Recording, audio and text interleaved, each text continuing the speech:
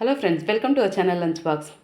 இன்றைக்கி நம்ம evening snacks தான் பார்க்க போகிறோம். அதுவும் ஒரு பொருள் வச்சு 2 ஸ்நாக்ஸ் பார்க்க போகிறோம். ஒன்று வாழைக்காய் பக்கோடா, இன்னொன்று சிறுகீரை வாழைக்காய் வடை. நல்ல முறுமுறுப்பான ரொம்பவே டேஸ்டான வித்தியாசமான இந்த 2 ரெசிபியும் பார்க்குறதுக்கு முன்னாடி நம்ம சேனலுக்கு ஃபஸ்ட் டைம் வர்றவங்க சேனலை சப்ஸ்கிரைப் பண்ணிக்கோங்க. அப்படியே பக்கத்தில் பெல் ஐக்கான் அழுத்தி அதில் ஆலையும் டிக் பண்ணிவிடுங்க. சரி, வாங்க நம்ம வீடியோக்கு போகலாம். இந்த சிறுகீரை வாழைக்காய் வடை பண்ணுறதுக்கு நான் சிறுகீரை எடுத்து வச்சுருக்கேன். இதை நம்ம ஃபுல்லாகவே யூஸ் பண்ண போகிறதில்ல. இதில் ஒரு 2-3 கைப்பிடி மட்டும்தான் எடுக்க போகிறோம். இந்த சைஸ் வாழைக்காய் 2 எடுத்திருக்கேன், 2 ஸ்நாக்ஸுக்கு. இப்போ இந்த வாழைக்காவையும் அப்படியே வச்சுருவோம். இப்போ பருப்பு ஊற வச்சு எடுத்துக்கலாம். ஒரு பவுலில் 1/2 கப்பு வெள்ளை கொண்ட கடலை, 1/2 கப்பு வெள்ளை பட்டாணி சேர்த்து இதை நல்லா ஒரு 7-8 மணி நேரம் ஊற வச்சுக்கலாம். இந்த பாருங்கள், நல்லா ஊறி வந்திருக்கு. இந்த பக்கம் மிக்ஸி ஜாரில் 1 ஸ்பூன் சோம்பு, 1 ஸ்பூன் தனியா, ஒரு முழு பூண்டு தோல் உரித்து சேர்த்து, ஒரு மீடியம் சைஸ் இஞ்சி தோல் உரித்து சேர்த்துட்டு, காரத்துக்கு 6 நீட்டு காஞ்ச மிளகாய் சேர்த்துக்கலாம். கூடவே 2-3 கைப்பிடி ஊற வச்ச அந்த கடலையை சேர்த்துட்டு கொரகொரப்பாக அரைச்சி எடுத்துக்கலாம். தண்ணி அதிகம் சேர்க்க வேண்டாம், தேவைப்பட்ட தெளித்து எடுத்துக்கோங்க. இப்போ இது ஒரு அகலமான பவுலில் சேர்த்து தனியாக வச்சுக்கலாம். இந்த பாருங்கள், நான் இந்த அளவுக்கு தான் கீரை எடுத்திருக்கேன். இதை நல்லா அலசிட்டு அந்த தண்ணியை நல்லா வடிச்செடுத்து தனியாக வச்சுருவோம்.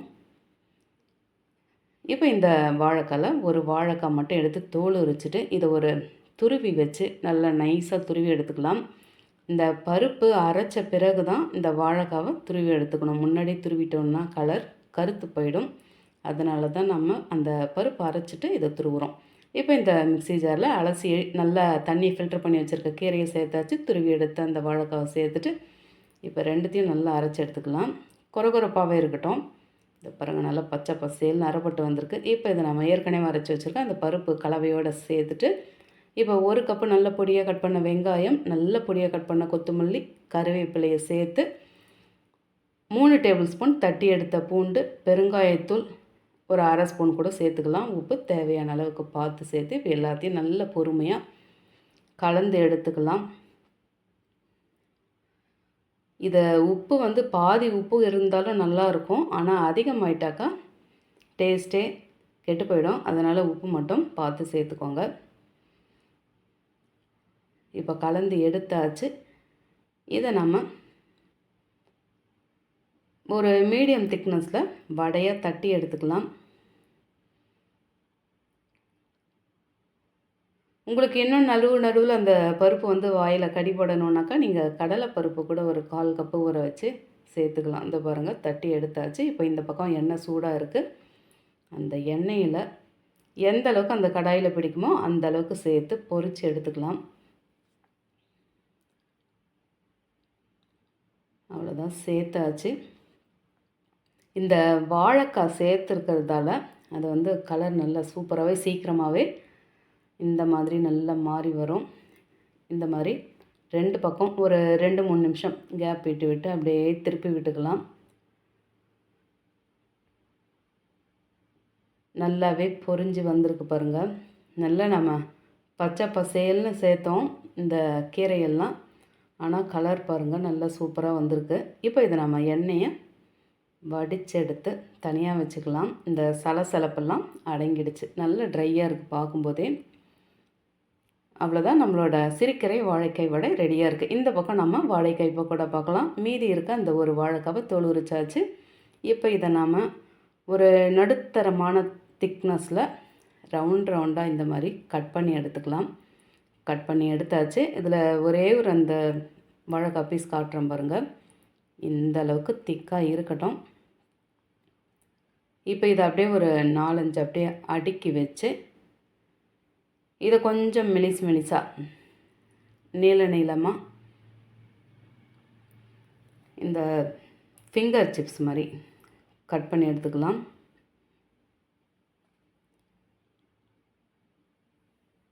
இந்த மாதிரி எல்லாமே கட் பண்ணி எடுத்தாச்சு. இதோ பாருங்கள், இந்த மாதிரி இந்த திக்னஸில் போதும்.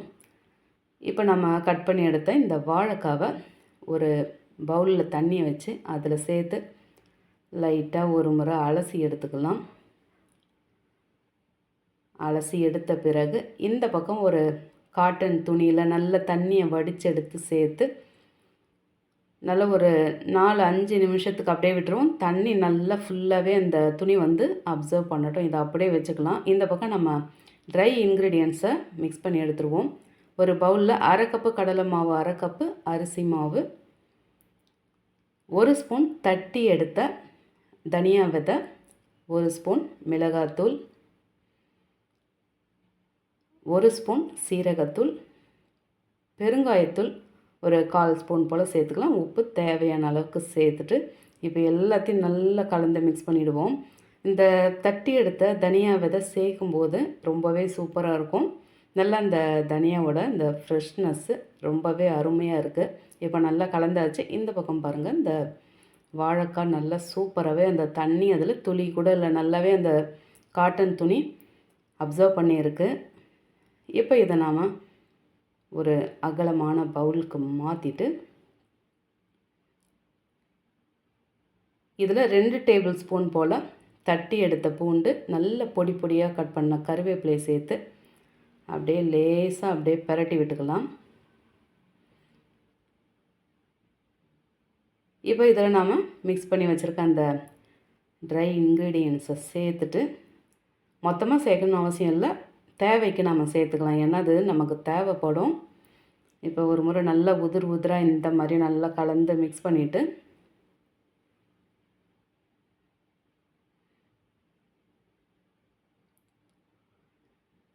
இதில் அரிசி மாவு கூட அதிகமாக சேர்த்துக்கோங்க, கடலை மாவை குறைச்சிக்கோங்க.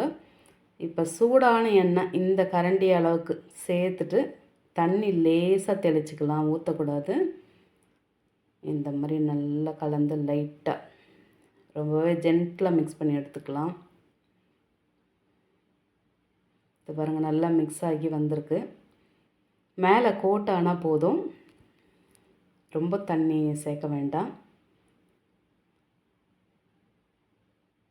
நல்லா கலந்து வந்திருக்கு. இப்போ இந்த பக்கம் சூடாக இருக்க எண்ணெயில் அப்படியே பிசிறி விட்டா மாதிரி விட்டுறணும், உடனே திருப்பக்கூடாது. இது நான் நம்ம சேனலில் நிறைய வீடியோவில் சொல்லியிருக்கேன். நம்ம உடனே திருப்பினோன்னாக்கா அது மேலே இருக்க அந்த மசாலாலாம் அந்த எண்ணெயில் அப்படியே பிரிஞ்சு கரைஞ்சி போயிடும். அதனால் ஒரு 2-3 நிமிஷம் விட்டுட்டு அதுக்கப்புறமா திருப்பிக்கோங்க. அப்போ தான் நல்ல மேலே அந்த மசாலாலாம் உதிராமல் நல்ல முறுமுறுப்பாக கிடைக்கும் நமக்கு. இப்போவே பாருங்கள், நல்லாவே பொரிஞ்சு வந்திருக்கு. நல்லா இந்த ஜல்லிக்கரண்டி வச்சு அப்படியே திருப்பி விட்டுக்கலாம். ஃபுல்லாகவே நல்லா பொரிஞ்சு இந்த சலசலப்பெல்லாம் அடங்கி மேலே அப்படியே மிதக்குது. இப்போ நம்ம எண்ணெயை ஃபில்ட்ரு பண்ணிவிட்டு எடுத்துக்கலாம். அவ்வளோதான், நம்மளோட வாழைக்காய் பக்கோடா பாருங்கள் அட்டகாசமாக ரெடி ஆகிடுச்சு. பார்க்கவே சூப்பராக இருக்குது. நல்ல குச்சி குச்சாக பார்க்கும்போது நல்ல முறுமுறுப்பாக இருக்குது. உங்களுக்கே தெரியும், இந்த சிறுகீரை வாழைக்காய் வடை டேஸ்ட்டு பார்த்திங்கன்னா மேலே முறுமுறுப்பாகவும் உள்ளே ஒரு மாதிரி நல்ல சாஃப்டாகவும் டேஸ்ட்டு ரொம்ப சூப்பராக இருக்குது. அதுவும் இந்த வெள்ளை கொண்டக்கடலை வெள்ளை பட்டாணி சேர்த்து பண்ணது டேஸ்ட்டு உண்மையாகவே வந்து வித்தியாசமான டேஸ்ட் தான். வீட்டில் எல்லாருக்குமே பிடிச்சு போகும். அதே மாதிரி இதனோட முறுமுறுப்பு ரொம்ப நேரம் இருக்குது, அவ்வளோ சீக்கிரம் வந்து நமர்த்தும் போகிறதில்ல. ஒன்று சாப்பிட்ணுன்னு நினைக்கிறேன், ஒன்றோட நிறுத்த மாட்டாங்க.